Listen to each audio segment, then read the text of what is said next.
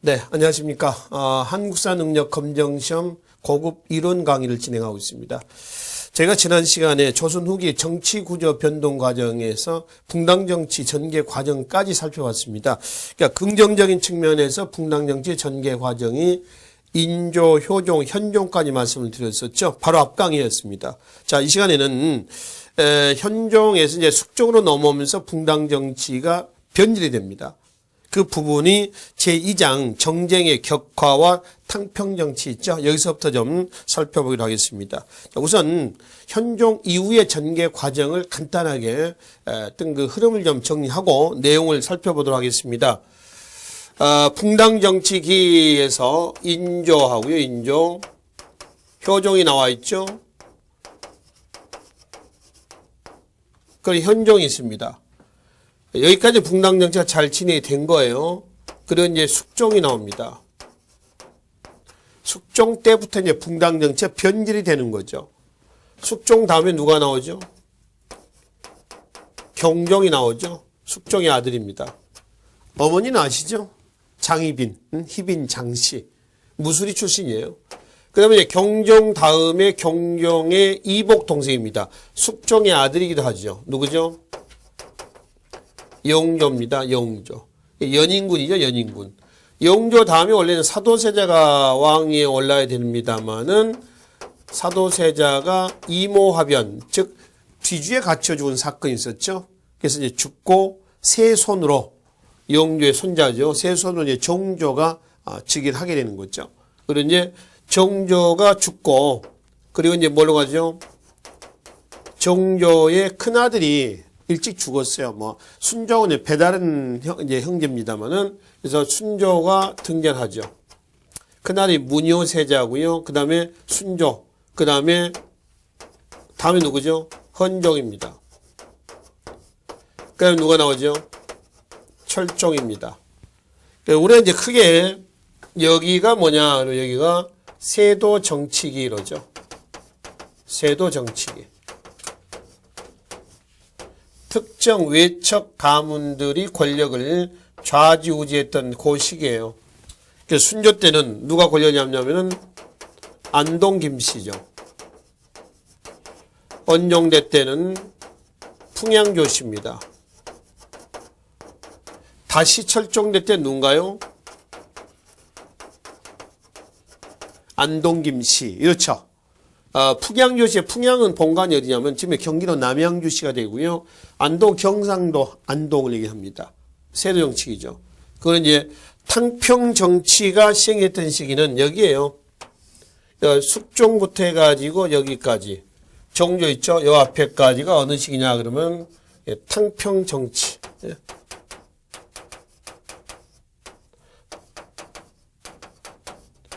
요 시기입니다. 그 다음에 이제 인조, 효종, 현종 있죠. 여기까지는, 요 시기는 우리가 뭐라고 했습니까? 붕당 정치기, 이렇죠. 서인 주도하에서 남인이 동참하는 붕당 정치기, 이랬습니다. 자, 이게 이제 조선후기 정치의 한 뼈대라고 보시면 되겠습니다. 여기다 살 좀 붙여보자고요. 붕당 정치가 잘 진행되다가 왜 숙종대 넘어오면서 변질이 했는가라고 하는 거죠. 자, 여기서 요 내용입니다. 이 부분에서 붕당 정치가 변질되게 된 배경을 여기서 설명이 좀 돼야 됩니다. 그래서 여차여차해서 변질이 돼서 숙종대 때 뭐가 전개됐다? 환국 정치가 나왔다. 환국이 나왔다는 겁니다. 먼저 그 붕당 정치의 변질 배경 있죠? 그 배경을 먼저 한번 보겠습니다. 교재 한번 보세요. 자, 조선후기 경제적인 변화입니다. 이 경제적인 구체적인 변화 내용은 이제 다음 장에 경제편에서 보겠습니다만은, 좀 읽어보죠. 17세기 후반 이후 상품화폐 경제가 발달함에 따라 정치 집단 사이에서 상업적 이익에 대한 관심이 높아져 이를 독점하려는 경향이 커졌다라고 했습니다. 그러니까 조선후기 때 상품 화폐 경제 발달, 경제 구조의 변동입니다. 그러니까 정치권에서는 이제 이런 데 관심을 갖는 거죠. 그러니까 뭐 어떤 성리학이라든가 어떤 뭐 학문적인 측면보다는 눈에 보이는 거, 견물생심이 생긴 겁니다. 거기에 이제 관심을 갖게 됐었습니다. 자, 두 번째, 정치 쟁점도 바뀌었습니다. 옛날에 정치 쟁점은 뭐 성리학이라든가 유학이라든가 뭐 주기, 주린이 이런 원론적이고 이론적인 내용이었는데 지금 안 그렇죠. 군용 확보, 즉 군사력과 경제력 확보에 필요한 군영을 장악하는 것으로 정치 쟁점이 바뀌어졌습니다. 다시 가면은 권력을 유지하기 위해서 뭐가 필요해요? 힘이 필요하죠. 그 힘을 유지하는데 모든 목적이 이쪽으로 이제 전환했습니다. 변화가 된 거죠. 자, 세 번째 보겠습니다. 서원과 사후가 남설했습니다. 서원은 유생들 있죠. 그 유생들의 어떤 그 위패를 역대 선현들의 유교의 선현들의 위패를 모시는 곳입니다. 근데 사후는 뭐냐면은 사후는 요즘 예를 들면 사당이에요. 사당과 비슷합니다. 그래서 사후가 남설했는데 사후를 설립해 놓고 서원이라고 합니다. 그렇게 하면서 국가로부터 어떤 그 재정적인 지원도 받고요. 지방에서 그걸 근거로 해서 붕당 정치의 근거지로 삼았었던 거죠. 그 다음에 향촌사의 변동도 조선 후기 붕당 정치 변질의 원인입니다. 향촌사의 변동이라 한다면은 기존에 16, 17세기 때 그 친족 공동체 사회에서 사립 양반들이 향촌에 있었죠. 그래 이제 붕당 정치가 변질되면서 위에서 깨지잖아요. 주어서 정치고서 싸웠어. 그러니까 얘가 졌어. 옛날 같으면 지방으로 내려와. 힘을 길러. 다시 올라가. 이렇게 되죠. 근데 지금은 향촌 구조가 바뀌었어. 옛날에 살림 양반의 기반이 없어졌어요. 그러니까 중앙에서 죽든 살든 중앙에서 싸우는 거예요. 지면은 갈 데가 없다는 겁니다. 그러니까 무조건 싸워야 됩니다. 힘이 필요한 거예요. 그래서 힘을 기르기 위해서 돈이 필요하고 그 돈을 가지고 군사적 기반을 장악하고 이게 계속 이제 반복이 되는 거죠. 그런 사이클로 돌아가는 겁니다. 이게 붕당 정치가 변질되게는 배경, 계기가 됐다라고 하는 겁니다. 그렇게 해서 숙종대 때 바로 밑에 뭐가 터졌죠? 환국이 일어납니다. 전국이 급격히 뒤죽박죽 되는 그런 현상을 환국이란다 그랬죠. 그래서 이제 숙종대 때 몇 번에 걸친 환국이 나오냐면은 자, 경신환국 나와 있죠. 1680년입니다. 기사환국이 있죠. 1689년입니다. 갑술환국이 있죠. 1694년이죠. 경종대 가면은 신축년과 이민년에서 임사화가 또 터져요.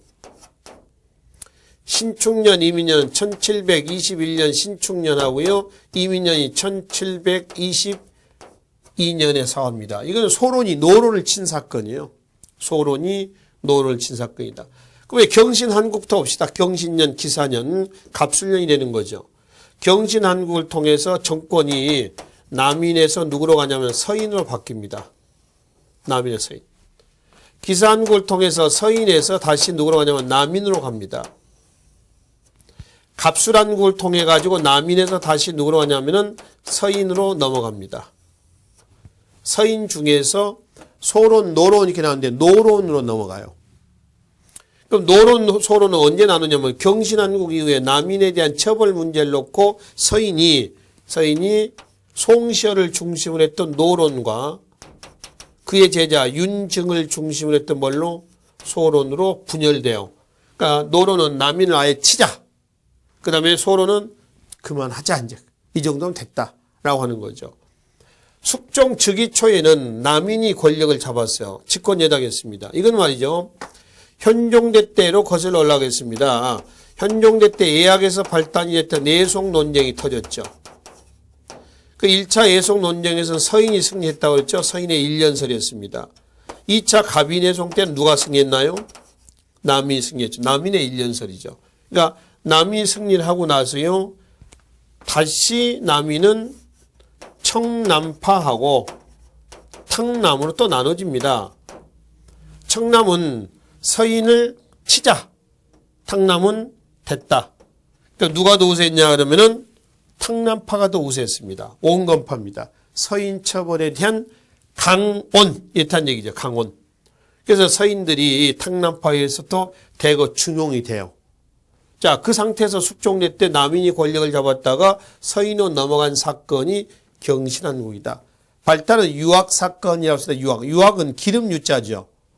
왕이 쓰는 텐트입니다. 텐트라기보다는 그 차일막 같은 거, 차광막 같은 거. 타프 정도로 보시면 돼요. 타프. 그렇지? 그러니까 여기다 왜 기름칠을 했냐면은 방수장치입니다. 비가 오면은 그냥 쳐는 물이 먹어버리죠. 그러니까 물이 줄줄 새잖아요. 근데 거기다 기름을 코팅을 시켜놓는 겁니다. 그래서 비가 올 때 그 비가 스며들지 않고 쭉 흘러내려가게끔 해놓은 겁니다. 그 기름 천막을 유악이라고 그래요. 그러니까 이 유악 사건의 발단은 뭐냐, 이거죠. 자, 자주 한번 보겠습니다. 당시 남인의 용수, 누구죠? 남인의 우두머리, 허적이라는 사람이 이때 허적이 영의정이었거든요. 허적의 할아버지가 허잠이라는 사람인데, 이 허잠이 이날, 경신한국에 있었던 이 시기 때, 국가로부터 왕으로부터 시호를 받는 날이었답니다. 시호. 잔칫날이죠. 근데 마치 그날 비가 오는 거죠. 그래서 영의정인 이 허적이 광해 제가도 없이 이 유악을 갖다가 쓰는 겁니다. 이미 이제 그 유악은 이 허적의 집에 와서 이미 쳐져 있는 거죠. 사실 이게 쳐 있는 이런 상태입니다. 그런데 중앙에서 왕인 숙종이 그래도 영의정 집인데 영의정의 할아버지가 시호를 받는 날인데 비도 오고 그래서 왕이 당시 군기고에 있는 유악을 갖다가 줘라. 근데 이미 유악은 어디가 있어요? 허적의 집에 가 있다. 그래서 서인들이 이제 무고를 하는 겁니다. 남인의 허적이 지금 군기물을 마음대로 갖다 쓰고 말이죠. 이렇게 해서 힘을 키우고 있다. 뭐 이런 식으로 해서 고자질하는 거죠. 모욕을 하는 겁니다. 그래서 숙종이 남인이 쥐고 있는 군사권을 전부 박탈합니다. 그래서 권력이 남인에서 누구로? 서인으로 바뀝니다. 남인이 이걸 통해 가지고 무력을 길러 가지고 왕위를 찬탈하려고 했는지는 모르겠습니다만 하여튼 서인의 그런 무고로 인해서 권력이 바뀐 거죠. 그래서 남인에서 서인으로 바뀌었어. 그러고 나서 서인은 이제 남인을 아예 이 기회에 쳐버리자. 노론. 됐다 그만하자. 소론. 그래서 송시열과 윤정을 해서 이렇게 나눠지는 거죠. 나눠졌습니다. 그럼 이제 다시 이제 1689년에 기사한국입니다. 이거는 뭐 때문이냐면은 세자책봉 문제예요. 여기서 세자책봉 문제는 뭐냐면은 숙종의 원래 원비 인현왕후가 있었어요. 근데 인현왕후가 왕후와 숙종하고 사이에서 자식이 없어요. 이때 이제 무술이 출신이었었던 장옥정이라고 한 여인이 남인들의 정치적인 후원을 얻고 숙종과 사이에서 누굴 경종, 이름이 윤입니다. 이 윤이 태어났어요. 근데 이제 왕후하고 사이에서 자식이 없으니까 숙종과 장옥정과 남인이 결탁해서 윤을 세자로 앉히자 이런 주장을 한 거죠. 근데 서인은 인현왕후가 아직은 젊으니까 좀 기다려보자. 아이 낳을 수 있는 거 아니냐. 아들 낳을 수 있다. 이런 입장이고 남인과 숙종과 얘네들은 아니다. 그냥 하자. 이런 입장이었습니다. 결국 이제 왕의 복심이 이쪽으로 가 있는 거예요. 그래서 얘가 세자가 됐어. 세자가 되고 그걸 반대했던 서인이 쫓겨납니다. 그러니까 서인에서 누구로? 남인으로 바뀝니다. 이 기사환국이에요. 세자책봉 과정에서 터진 겁니다. 그리고 나서 이제 합수단국은 1694년에 그렇게 권력을 잡던 남인이 남인에 다시 서인으로 바뀝니다. 장옥정이가 아들이 이제 세자가 되면서 얘가 나중에 장희빈 장씨가 됐고요. 얘가 이 자리를 꿰차고 들어가는 겁니다. 그러니 인현왕후는 폐위가 됐어요. 폐출됐습니다. 폐출된 민비, 즉 인현왕후입니다. 이게 성이 민씨예요. 여흥민씨인데 지금 여주민씨가 되겠습니다. 고종된 명성황후도 여흥민씨예요. 민비. 그래서 폐비가 된 인현왕후를 복위시키려는 움직임이 나와요. 누구에 의해서? 서인에 의해서. 그럼 인현왕후가 복위가 되면은 누가 피해를 보겠어? 남인과 이 장희빈이 또 피해를 볼 거 아니야. 그렇지? 그래서 남인과 장옥정, 장희빈이 민비의 인현왕후의 복위를 막다가 실패했어.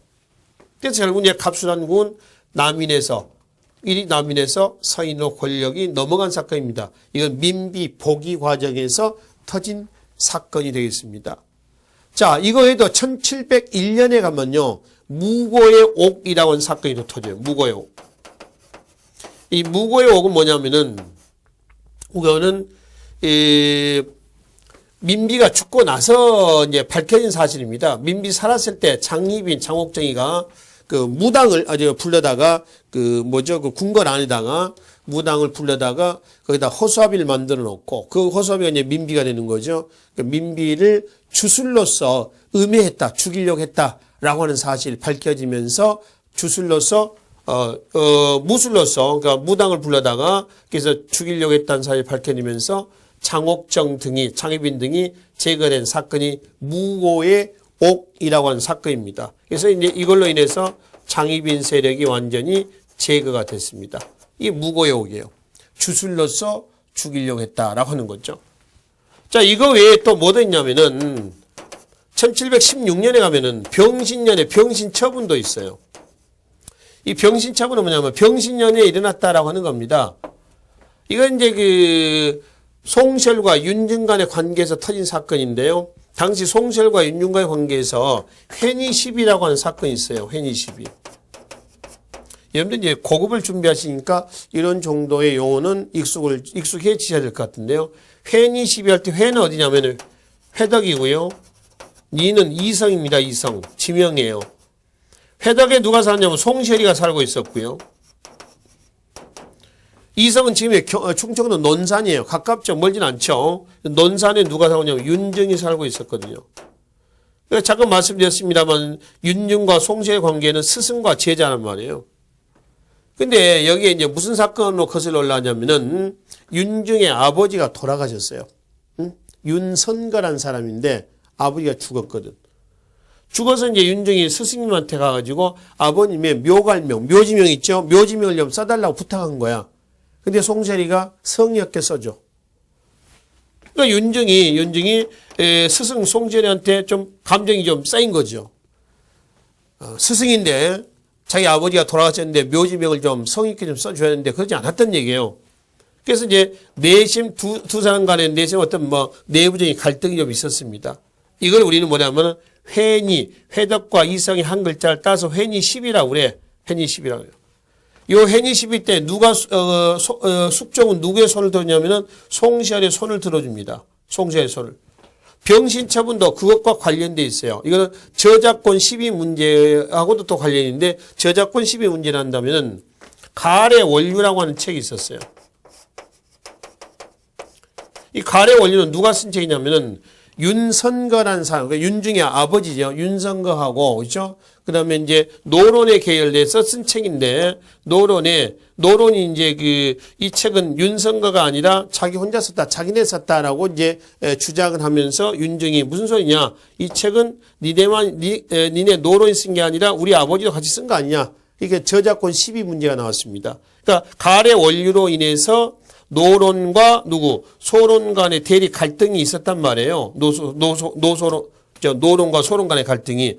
이런 상태에서 회니 시비까지 일어났습니다. 그래서 이때 이제 숙종이 스승의 손, 송셜의 손을 들어준 거거든요. 송셜의 손을 들어줬습니다. 이게 국가가 나서서 이런 문제에 왕이 나서가지고 이런 문제에 어떤 개입을 하고 있는 사건이었습니다. 이거를 우리는 회니시비, 병신처분 이렇게 얘기를 하는 거죠. 같이 묶어서 얘기를 하는 겁니다. 하여튼 숙종대 때에 환국과 무고역, 병신처분 등의 사건에 의해서 전국이 상당히 어수선한 이런 상황이었습니다. 이런 배경에서 숙종대 때에 탕평책이 제기가 됐던 거죠. 결론은 잘 안 됐습니다. 자, 교재 한번 보겠습니다. 교재에 숙종대 때로 넘어가겠습니다. 다음 장 넘어가시면은 숙종의 탕평책 해가지고 그 배경과 한계가 있습니다. 그 배경을 보십시다.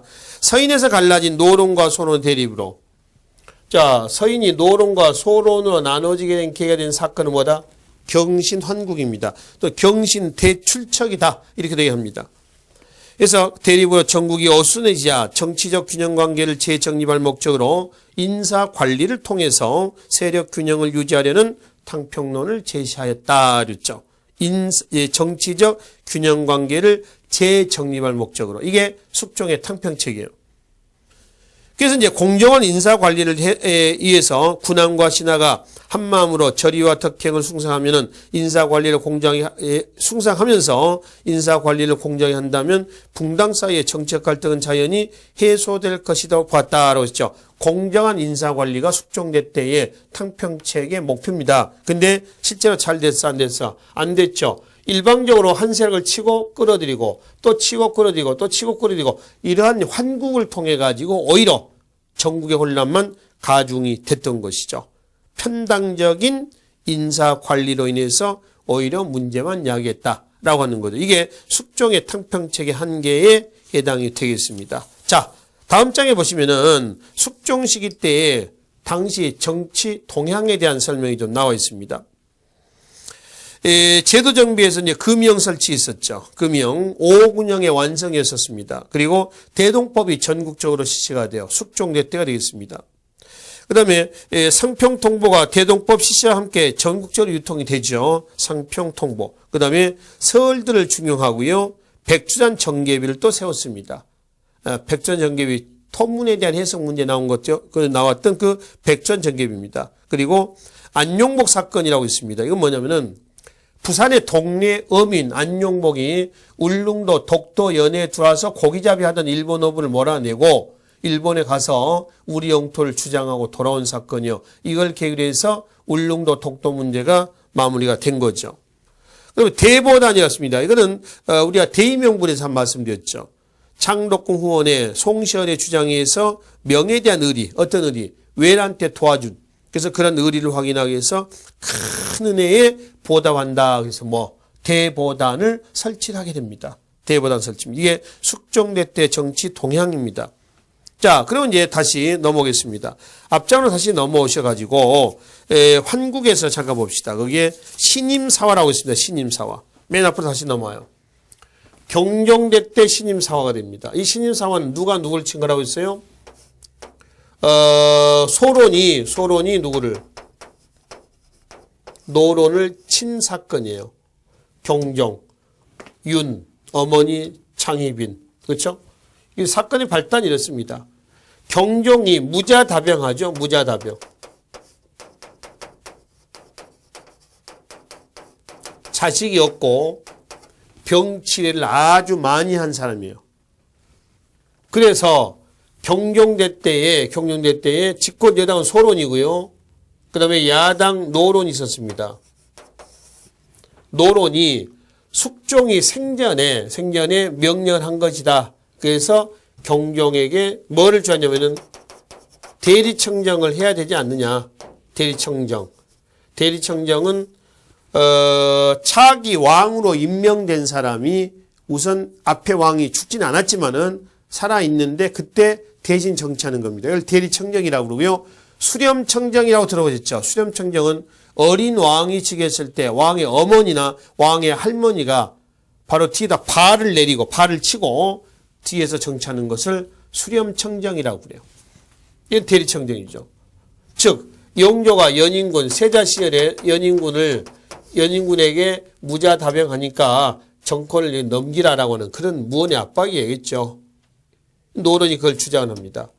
그래서 소론이 이거는 왕에 대한 불충이다. 그래서 노론을 친 거예요. 이게 신축사화야. 1722년. 그 이민사화는 이렇게 해서 노론이 귀양간 노론의 아들들이 있었어요. 그 자식들이 바로 경종의 폐위 음모를 꾸몄다 해서 그 아들들까지 친 사건입니다. 이게 이민년의 이민사화예요. 1721년에 22년에 요 두 번의 친 사화를 얘기하는 거죠. 그래서 결론은 소론이 노론을 친 사건이었다라고 하는 겁니다. 특히 이민사화 때 경종을 어떻게 죽냐니까 세 단계로 나눠 죽인다고 그랬죠. 대급수, 소급수, 그 다음에 평지수 이렇게 있죠. 대급수는 어떻게 하냐면 왕을 암살하는 겁니다. 칼로, 무기로 죽이는 거고요. 그게 거기 나와 있는 뭐라고 했어요? 대급수. 소급수라고 하는 건 뭐냐면은 독약을 먹여서 죽이는 겁니다. 마지막 이것도 안 되면 3단계 뭘 하자는 거죠? 평지수라고 했죠. 평지수는 음해를 해서 왕을 끌어내리자는 겁니다. 그리고 다른 왕을 안 치자라고 하는 거죠. 이거를 3급수 살해 사건이라고 그래. 3급수 살해 사건. 이렇게 준비를 했다. 얘네들이. 귀양간 노론의 자식들이. 그래서 얘네들까지 친 사건이 신임사화예요. 신임사화를 통해서 소론이 누구를 노론이 치면서 이후에 소론이 주도권을 잡았는데 마시다시피 경종이 단명한단 말이에요. 단명하고 나서 연인군이 왕세제였던 연인군이 영조로 즉위하게 되는 겁니다. 자, 그래서 영조 때 집권 여당은 영조를 세자로 앉혀놨던 누구냐 하면 노론이고요. 노론. 그 사도세자 문제로 이 노론이 나중에 또 나눠집니다. 뭘 나누냐면은 시파와 벽파로 나누죠. 그래서 시파는 사도세자 죽음의 동정표를 보냈던, 벽파는 사도세자의 조신함을 비판했던 세력들이 벽파예요. 그럼 여기서 노론이 주축이 돼서 시파와 벽파와 나눠졌지만 사실 여기는 노론만 있는 건 아니었었어요. 노론, 소론도 있고요. 그 다음에 남인도 있었어요. 일부는 어디에? 시파가 되기도 하고요. 또 하나, 일부는 어디에? 바로 벽파가 되기도 했습니다.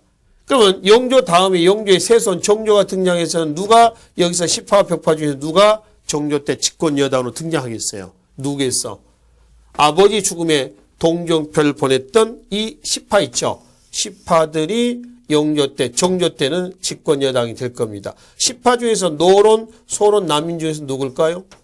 남인입니다. 정조 남인들 대거 중용을 합니다. 왜냐하면 남인이 중앙정계에서 완전히 손발이 잘린 사건인 갑순한국이에요. 남인 서인 1694년입니다. 그래서 이제 1694년이라고 하는 몇 세기예요? 17세기 말이죠. 중앙에서 날개가 꺾인 남인들은 어디 오냐면 향촌에 접으라 응걸합니다. 향촌에 응걸하죠. 향촌에 집결하고 있으면서 향촌에 집결하고 있으면서 17세기 말 이후에 농촌 모습에 자연 관심을 갖는 겁니다. 그것이 나중에 실학에서 중농 실학을 연구하는 주역으로 탄생할 수가 있었던 거죠. 이게 왜 하필 중농 실학자들이 어디서 나왔다는 거죠? 남인에서 많이 나왔냐면 남인들이 이때 대거 제거되면서 향촌에 응거했다 보니까 중농실학자는 주로 어디서 많이 나왔다? 남인에서 많이 나왔다라고 하는 거죠. 그래서 그 남인들이 중앙에서 완전히 권력이 꺾인 게 숙종됐대요. 그 가장 미약한 세력을 왕권 강화에 참모로 쓰겠다는 거예요. 그래서 시파 중에 남인이고요. 여기는 벽파 중에서 누구냐면 노론이 되겠습니다. 노론. 그래서 정조 때는 집권 여당 시파 남인, 야당은 벽파 노론 이렇게 보시면 되겠죠. 그러나 이제 개혁정치를 추진하다가 정조가 갑자기 죽어버렸어요. 독살당한 거죠. 그러고 나서 순조 혼종 철정에서 예인에 대한 뭘로 간다? 세도 정치로 넘어간다라고 하는 겁니다. 흐름은 이렇습니다. 그래서 지금 여기서 경종대 때의 신임사화까지 요 단어에서 말씀을 드리고요. 자, 다시 교재에 넘어오기로 하겠습니다. 교재에 한 장은 넘겨서 오른쪽을 좀 보겠습니다. 탕평론 내기죠. 탕평. 이 박스 안에 탕평이라는 얘기가 있어요. 그거 좀 잠깐 보고 갈까요? 서경 홍범조에 나온 얘기입니다. 왕도 탕탕, 왕도 평평. 거기서 마지막 탕자와 마지막 평자 동그라미 놓잖아요. 근데 탕평이라는 얘기는 어디서 나오냐면은 여기서 나옵니다. 서경 홍범조에서 나온다는 거죠. 그렇죠? 셋째 줄 보겠습니다. 둘째 줄, 임금은 정치 한쪽을 편들지 않고 사심이 없으며 당을 이루지도 않는 상태에 이르는 것을 의미하는 것으로 항상 치우침이 없이 공평해야 한다. 이에 따라서 왕도 정치에서는 그 실천 방안으로서 무편, 무당무편이 중요시 되었다. 무당무편, 무편무당입니다. 그거 무슨 무자냐면은 안일 무자인데 아주 강한 긍정이 되어 있습니다.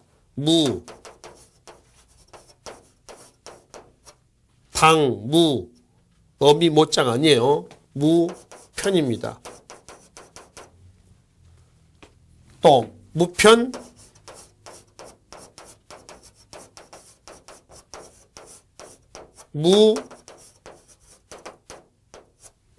무당이라고 했습니다. 무당, 무편, 무편, 무당 그래요. 아무 쪽에도 편듦이 없어 한다는 겁니다. 그러면 뭐 한다? 탕평할 수 있다. 이런 얘기예요. 이게 탕평책 실천 방안이 되겠습니다. 자, 바로 밑에 탕평의 방법이 자율탕평하고요. 타율탕평이 있잖아요. 자율탕평은 붕당 간에 하는 거고요. 붕당 간에 하는 자율탕평이 해진 적이 있었어요. 인조, 효종, 현종 됐답니다. 이건 서인, 남인 간에 잘 가고 있었거든. 근데 그게 이제 깨졌잖아요. 그래서 깨질 때 이제 탕평책이 나옵니다. 그래서 우리 한국사에서 탕평책은 자율적인 탕평보다는 뭐가 더 강해요? 타율적인 탕평이 더 강하다라고 하는 것을 확인해 볼 수가 있죠. 그렇죠? 왕권을 강화해서 힘으로 뭐 하겠다는 거예요. 눌러버리겠다. 뭐 이런 취지로 해석을 하시면 되겠습니다. 자, 그래서 숙종대 때에 그런 탕평책이 있었는데 결론은 잘 안 됐다라고 하는 겁니다. 자, 뒤로 가겠습니다. 그 영조의 탕평책하고 정조의 탕평책이 있죠. 영조의 탕평책을 뭐라고 했어요? 완론탕평이라 하고요. 그 다음에 정조의 탕평을 뭐라고 하죠? 줄론탕평. 이렇게 일합니다. 완론탕평이라고 하는 건 뭐냐면은 온건파를 중심으로 하는 거고요. 이거는 좀 급진 개혁파를 중심으로 합니다. 여기는 온건적인 거고요. 여기는 좀 개혁적인 급진적인 이러한 탕평이라고 해석하시면 됩니다. 여기에 나와 있는 영조와 정조의 업적은 꼭 기억을 해두세요. 아셨죠? 탕평교서의 발표, 그 다음에 영조의 정통성 논란. 이 정통성 논란이라고 하는 건 뭐냐면은 경종 있죠. 경종이 죽을 때 어떤 묘한 시점에서 죽습니다. 경종이 좋아하는 게장, 간장게장 같은 거 있잖아요. 게장을 이제 경종이 좋아했었는데 영조가 게장을 갖다 바쳤는데 거기 혹시 독약을 넣어서 죽인 거 아니냐. 이런 의심을 받게 돼요. 열이 펄펄 나는데 인삼차를 갖다 바친다거나 하여튼 희한한 일들 해요. 하여튼 그런 상황에서 경종이 죽어버렸어요. 또 경종이 죽기 직전에 왕후 선의 왕후 어씨하고 왕세자를 패하고 양자를 들어서 세자에게 왕위를 넘겨주려고 했는데 경종이 죽어버리면서 그것도 유야무야가 돼버린 것이죠.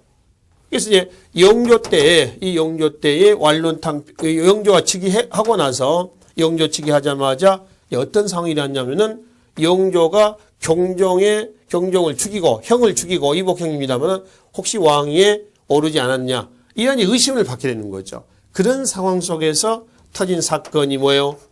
나주 괴서 사건. 또 청주에서 일어났던 뭐가 있어요? 이인자의 난.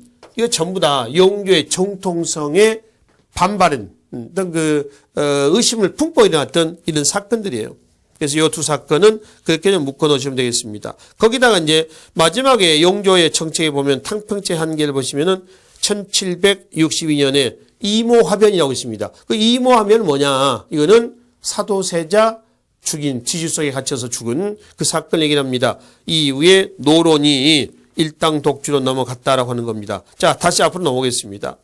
그래서 그 영조의 정통성 논란은 바로 그러한 사건이고요. 그 다음에 완론탕평이라는 얘기가 나와 있네요. 좀 읽어봅시다. 당파의 시비 옳고 그름입니다. 당파의 시비를 가리지 않고 어느 당파든 왕이 내세우는 논리에 동의하는 온건하고 타협적인 인물을 등용해서 왕권에 순종시키는데 주력했는데 이를 뭘 한다? 완론탕평이란다. 즉 왕이 내세우는 논리에 동의한다는 얘기는 붕당 관계없어. 이제 남인, 노론, 소론 필요 없어. 왕의 정책에 잘 따라오는 무조건 왕을 추종하는 이런 사람들 중심으로 해서 정치를 끌어간다는 거죠. 그거를 뭐라고 그래요? 완론탕평이다 얘기를 하고 있습니다. 그 탕평 정책의 내용이 밑에 서원철폐, 서원정리입니다. 이조 전랑지의 권한을 약화한다거나 그 다음에 붕당의 진보적인 사상을 수용한다거나 또 성균관 반수교 위에 탕평비를 건립한다거나 또 균역법을 실시한다거나 또 훈련도감, 금이영, 어영청의 새 군문을 궁궐 및 수도 방위군의 핵심으로 정비한다거나 그 다음에 수성유능, 성을 지키게 한 국왕의 특별 담화문에서 수성유능 이렇게 보시면 되겠습니다. 그 다음에 종모, 종양법이라고 하는 게 있고요. 또 신문고 부활도 있죠. 또 청계천 준설 작업, 또 무언록의 편찬, 형벌제도 정비입니다.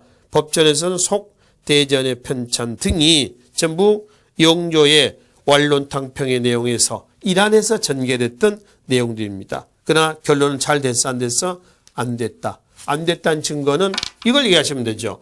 나주 괴서 사건, 이인자의 난, 그 다음에 하나 더 한다면 이모화변이 일어났다. 이거는 영조의 탕평책이 제대로 안 됐다는 증거가 되겠습니다.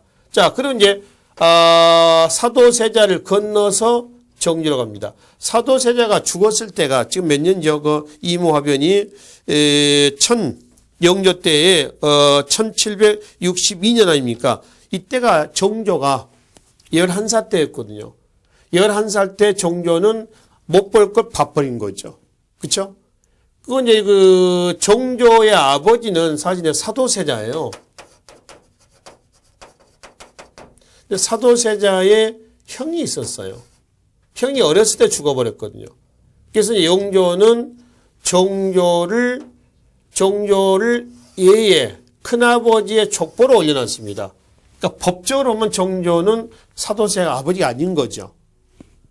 이제 어떻게 됐든 간에 그건 이제 법적인 문제인 거고요. 사실 이제 사도세자가 자기 아버지예요. 그러니까 죄인의 아들이라고 하는 어떤 정조는 커다란 목에 어떤 방울 하나 달고 등장하는 겁니다. 그러니까 정조 자신이 그러한 스스로의 핸디캡을 극복해 나가는 과정에서 왕권을 강화해서 강력한 왕권 강화와 함께 탕평책을 추진하겠다. 그래서 줄론탕평 정책을 추진하는데 줄론탕평은 잘잘못 한번 따져보자는 겁니다. 비비 옳고 그름을 따지자라고 하는 이런 탕평책을 뭐라 하냐면은 바로 줄론탕평이라고 그래요. 자, 넘어가 봅시다. 정조의 줄론탕평 가보실래요? 사도세자의 죽음과 이를 둘러싼 시파와 벽파 간의 갈등을 경험한 이후 어느 붕당의 주장이 옳은지 혹은 그른지를 명백히 가리려는 줄론탕평책을 실시하였다. 그 줄론탕평의 일환에서 실시가 됐던 것들이 밑에 왕권 강화를 위한 인재 등용이라든가 주장각 육성, 초계 문신제 실시라든가 넘겨 있습니다. 또 왕권 강화를 위한 군사적 기반, 장용영 설치라든가 또 수원을 육성한다거나 그리고 또 지방의 향약은 원래 지방에 양반들이 운영했던 거죠. 지방의 수령한테 넘긴다거나 1년에 이런 것들이 있고요. 쭉 내려와서 민생안정책에서 통공정책, 시내통공 얘기합니다. 그래서 수리시설 정비, 이거는 수원 화성을 만들어 놓고 여기 안정적으로 물을 공급하기 위한 저수지를 얘기합니다. 그 다음에 문화붕에서 편찬 사업이 있죠. 다양한 편찬 사업들이 이때 당연히 됩니다. 지금 대전 통편, 국조 보감, 동문희고, 추관지, 탁지지, 증보 문헌비고, 규장전운, 일성록 등이 이때 나왔던 편찬 사업이에요. 그 앞에 영조의 그 탕평책의 한계 앞장에 맨 밑에 보시면은 영조와 정조의 편찬 사업에서 나온 부분이 있습니다. 그걸 얘기하는데요. 이 영조와 정조 때의 많은 편찬 사업은 단순히 문화적인 사업이 아니라 문화적인 사업만이 아니라 어떤 목적이죠? 통치 목적이었습니다. 굉장히 고단수의 통치 방법이라고 보시면 됩니다. 이 책을 쓰는데 각계 각층들 다 끌어안아요. 그래서 방을 하나 만들어주고 여기 들어가서 책을 쓰게 하는 거죠. 그러니까 싸울 시간을 안 주는 겁니다. 이거는 굉장히 고단수의 통치 방법을 우리가 해석을 한다라고 보시면 되죠. 이거 영조와 정조 때 그렇습니다. 이게 영종조 때요 실학이 죽음기를 또 이루게 되는 그러한 여러 가지 그 배경 밑바탕이 되고 있었다라고 하는 것이죠. 그래서 이제 영조와 정조의 업적 내용들은 여러분들이 꼭 하나도 빠짐없이 꼭 기억을 좀 해 두시라는 부탁을 좀 드리겠습니다. 그럼 이제 정조의 탕평책은 또 어떻게 됐냐? 잘 됐느냐 이거예요. 잘 안 됐습니다. 그것이 이제 뭘로 왔다는 거죠? 순조, 혼종, 철종대 뭘로 왔다? 세도 정치로 넘어왔다는 겁니다. 그래서 다음 장 제3장은 가봐요. 정치 질서의 변동에서 변화해서 세도 정치의 시작이 있습니다. 순조, 헌종, 철종 때. 이거는 역사의 수레바퀴를 거꾸로 돌린 시점이에요. 정치 기강도 문란해지고 비변사 비변사를 중심으로 해서 정치계획이 문란해지고, 그렇죠? 또 이때는 열강의 침략도 시작이 되고 말이죠. 또 이때는 동학이라든가 천주교가 확산되면서 여러 가지 혼선을 빚고 있는, 사상계 혼선을 빚고 있는 그런 시기였었습니다. 그 내용은 3장 염려미 그냥 읽어보세요. 읽어보시고요. 마지막에 정약용에 목민심서에 나와 있는 세도 정책 폐단이 있습니다. 그 사료도 제법 많이 출제가 되는 사료입니다. 이 사료를 제시하고 이 시기 때의 사실을 묻는 문제들. 그럼 어느 시기예요? 세도 정치입니다. 이 내용은 여러분들이 읽어보시고 나중에 어디서 확인할 거냐면 우리가 철종 다음에 누가 나오죠? 고종이 나오죠. 고종이 12살에 등장하면서 아버지 누가 흥선군이 대원군이 돼가지고 개혁정책을 추진합니다. 이 흥선대원군의 개혁정책을 보려면은 세도정책 이 내용이 설명이 돼야 돼요. 이때 가서 보기로 하고요. 일단 이 단어는 한 번만 읽어보시면 될 것 같습니다. 그래서 조선 후기에 붕당 정치가 격화가 돼서 나타난 이후에 폐단 내용까지 이 시간에 정리하고요. 다음 시간에 근대 경제 수치체제 개편에서 뵙겠습니다. 수고하셨습니다.